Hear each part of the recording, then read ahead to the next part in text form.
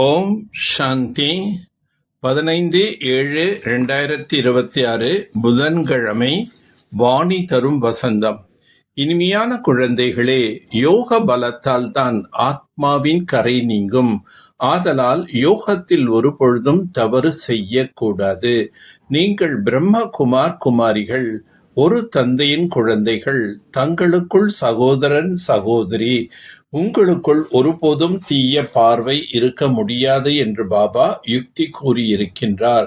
சகோதரன் சகோதரி ஒருபோதும் விகாரத்தில் போக முடியாது. நீங்கள் சிவ தந்தையின் வழிப்படி நடந்து எல்லையற்ற ஆஸ்தியினை பெற வேண்டும். ஆனால் மாயை குறைந்தது அல்ல, நாலா விதத்திலும் தடைகளை ஏற்படுத்துகின்றது. நாம் சகோதரன் சகோதரிகள், ஒரு தந்தையிடமிருந்து ஆஸ்தியை அடைகின்றோம், இதை மறந்து விடுகின்றார்கள். ராவணன் மூலமாக நரகத்தின் சாபம் கிடைத்து கொண்டிருக்கின்றது. சாபத்தால் மனிதன் துக்கம் அடைகின்றார்கள். வரம் என்றால் ஆஸ்தியால் சுகம் கிடைக்கின்றது.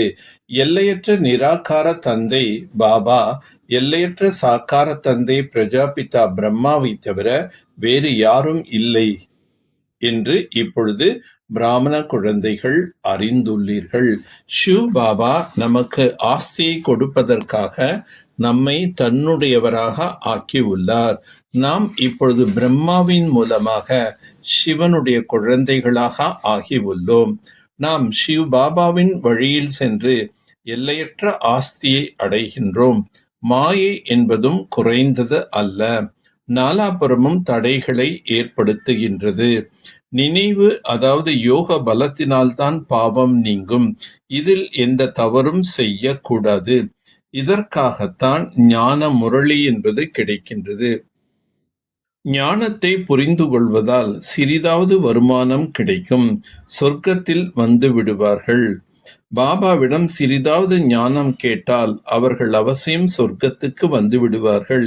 ஏனெனில் சொர்க்கத்தை படைக்கும் கடவுள் தந்தையின் முன்னால் வந்து அமர்ந்து விட்டார்கள் அல்லவா. பாபா வந்துவிட்டார், ஆஸ்தியை கொடுக்கின்றார் என்று குழந்தைகளாகிய உங்களுக்கு நம்பிக்கை ஏற்படுகின்றது. பாபா சொல்கின்றார், என்னுடைய தொழிலே இதுதான், பழைய உலகத்தை மாற்றி புதிய உலகத்தை ஸ்தாபனை செய்வது. உங்களுக்கு திருமணம் செய்து கொள்ள வேண்டும் என்ற எண்ணமே வரக்கூடாது. இப்பொழுது ராவண ராஜ்யம் அழியப் போகின்றது என்று பாபா கூறுகின்றார். குடும்பத்தில் இந்த விகார செயல்கள் நடக்கின்றன. தேவி தேவதைகள் நிர்விகாரியாக யார் செய்கிறார்கள்? சத்யுகம் என்பது சம்பூர்ண நிர்விகாரி உலகம்.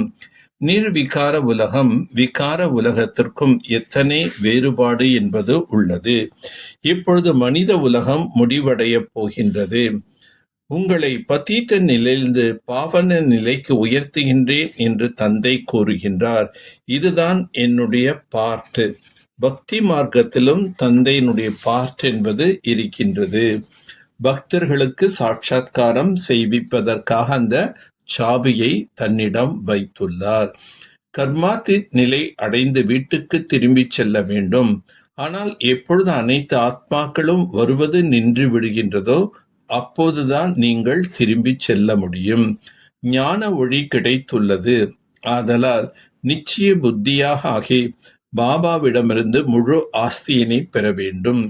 எங்கிருந்தாலும் யோக பலத்தால் ஆத்மாவை தமோ பிரதானத்திலிருந்து சத்தோ பிரதானத்தில் நிலையை அடைய முயற்சி செய்ய வேண்டும்.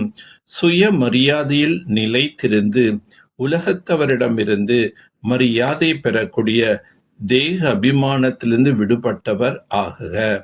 படிப்பின் முக்கிய லட்சியம் தேக அபிமானத்திலிருந்து விடுபட்டு ஆத்மா அபிமானி ஆகுவதாகும். இந்த தேக அபிமானத்திலிருந்து விடுபடுவதற்கான விதி சதா சுய மரியாதையில் நிலைத்திருப்பதாகும். சங்கம யுகத்தின் மற்றும் வருங்காலத்தின் அநேக விதமான சுய மரியாதைகள் உள்ளன. அவற்றில் ஏதேனும் ஒரு சுய மரியாதையில் நிலைத்திருப்பதன் மூலம் தேக அபிமானம் நீங்கிக் கொண்டே போகும். யார் சுய மரியாதையில் நிலைத்திருக்கின்றார்களோ அவர்களுக்கு தானாகவே மரியாதை கிடைக்கும். சதா சுய மரியாதையில் இருப்பவர்கள்தான் உலக மகாராஜா ஆவார்கள். உலகமும் அவர்களுக்கு மரியாதை அளிக்கும். சமயத்துக்கேற்றவாறு தன்னை மோல்டு செய்து கொள்வதுதான் உண்மையான கோல்டு ஆகுவதாகும். இப்போது பயமற்ற ஜுவாலாமுகியாக ஆகி இயற்கை மற்றும் ஆத்மாக்களுக்குள் இருக்கும் தமோ குணத்தை பஸ்மம் செய்யுங்கள். தபஸ்யா, அதாவது ஜுவாலா சுரூப நினைவின் மூலமாகத்தான் மாயை அல்லது இயற்கையின் பயங்கர ரூபம் குளிர்ச்சி பெறும். உங்கள் மூன்றாவது கண் ஜுவாலாமுகி நேத்திரம் மாயாவை சக்தியற்றதாக ஆக்கிவிடும். நல்லது. ஓம் சாந்தி, ஓம் சாந்தி, ஓம் சாந்தி.